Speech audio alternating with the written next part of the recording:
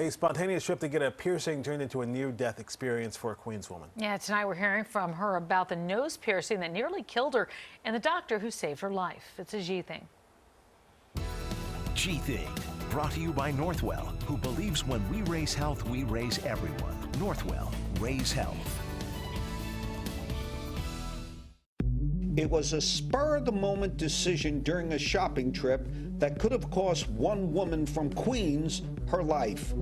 It was right around Thanksgiving, and it seems like you decided to do something adventurous. I went and got a nose piercing. I wanted for a while, and I just, at that point, just decided, you know, let's go now and do it. Dana Smith had no idea that decision would change her life forever. Weeks later, she became sick, but did not go to the hospital due to the fear of COVID. She held out until the pain was just unbearable. So I asked one of my sisters to take me to the emergency room. Once there, she doesn't remember anything until she woke up days later. They told me what I had been through, that I had contracted hepatitis B, and, you know, it led to me having to have a liver transplant. Dana had contracted hepatitis B from the nose piercing, which had become infected. By the time that Dr. Tepperman, who is the director of the transplant center at Northwell Health, saw her, her condition was grave. In Dana's situation, it's very unique. I met her in coma, so I had no idea who Dana was. I just knew she was going to die within the next couple of days. Dana was in acute liver failure. Within 3 days of her being on the list for a transplant, an organ became available.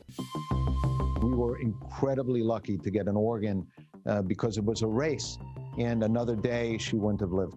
How did you handle the news when the doctors told you? You know, I was crying because you just feel overwhelmed, just thinking what you went through and just knowing that someone else had to die for you to live.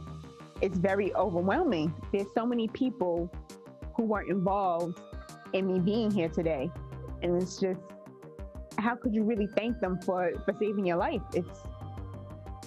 It's amazing what they did. What is it like to be in the business of saving lives? It's a fantastic feeling. So when it comes to piercings, what should people be on the lookout for? I would go to a reputable place, both for a tattoo or piercing, and make sure they're up to their standards. You know, medical standards, health standards, and also check them out online to make sure that they haven't been involved in any incidents where people have got communicable diseases. If anybody gets piercing, right, what's the first sign that something's not going right? Well, piercing can cause infection. So simple bacteria infection, it could be red, there could be pus. This is hepatitis, and hepatitis doesn't reel its head in fulminant failure until, essentially 8 weeks. Dr. Tepperman says one of the biggest lessons to learn from this case is that so many people are worried about going to their doctor or hospital because they are afraid of COVID. Hospitals are safe, and I think it's time that everyone come back to have their natural course of care. And that is routine care could prevent a potential tragic outcome. Yeah, it's important to say to people, Thank look, goodness, right? you got to still go to the doctor, because you not going could get you sicker than what you're afraid of. So, wow. All right, Mr. G, let's go ahead and send things over to you. That was a powerful story. Yeah, it really was. And the takeaway for me, besides what Corey mentioned, was you really have to do your homework and know what's going on when it comes to tattoos and piercing to avoid what could be a real difficult situation.